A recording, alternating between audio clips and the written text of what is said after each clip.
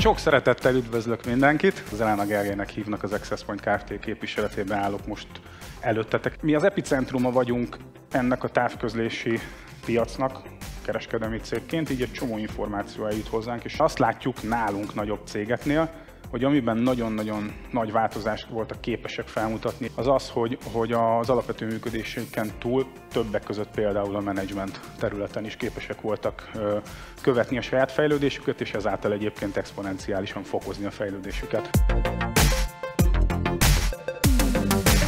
A közösségnek szüksége van valamiféle fórumra, ahol tudnak találkozni, és ez pont egy ilyen lehetőség. Itt a színvonal azért nagyon ugrott a minimumhoz képest, lássuk be, és a kis wireless szolgáltatóknak az a legnagyobb problémája, a színvonal az rendkívül szükséges a jövő túlélés érdekében.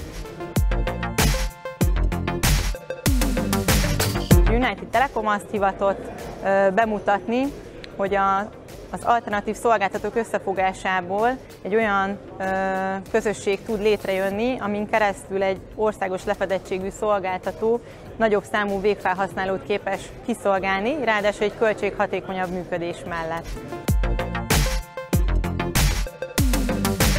Mindenkinek szüksége van olyan csoportra, ahol egyrészt támogatást kap, akár érdekképviseletbe, amit mi 20 éve igénybe veszünk a Kábelszövetség által, akár egy jó konstrukcióban, mint az ITV keretein belül mi a tévészolgáltatást nyújtjuk, és húzzuk egymást, mert ettől leszünk egy csapat.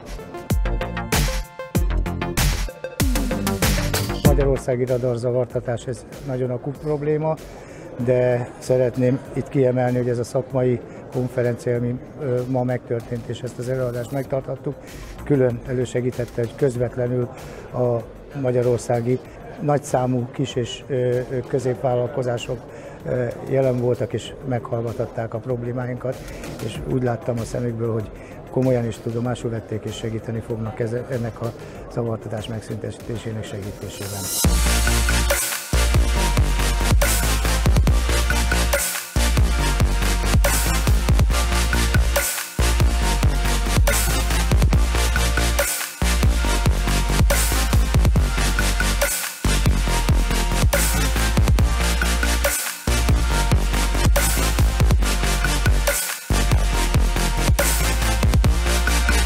I think II.COMgress event is great.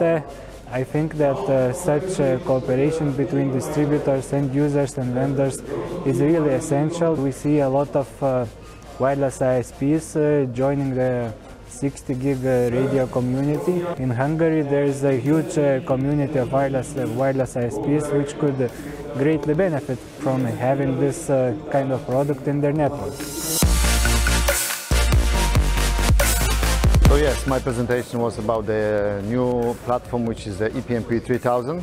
So most of the vendors on the market, they deliver a Wave 1 product. We decided to skip that part of development and we jumped directly to the Wave 2 because we want to provide double capacity for our customers. Cambium mellett döntöttünk, mert nagyon meggyőző a gyártó. Nekik van egy olyan programunk, amivel képesek vagyunk tervezni ezeket a rendszereket. Kevesebb antenával tudsz kiszolgálni ugyanannyi ügyfelet, vagy több antenával több ügyfelet. A lényeg az, hogy sokkal könnyebb az üzemeltethetősége egy ilyen hálózatnak, mert sokkal kontrolláltabb, tervezhetőbb az egész rendszer. So practically the customers, they demanded gigabit and they demanded spectral efficiency.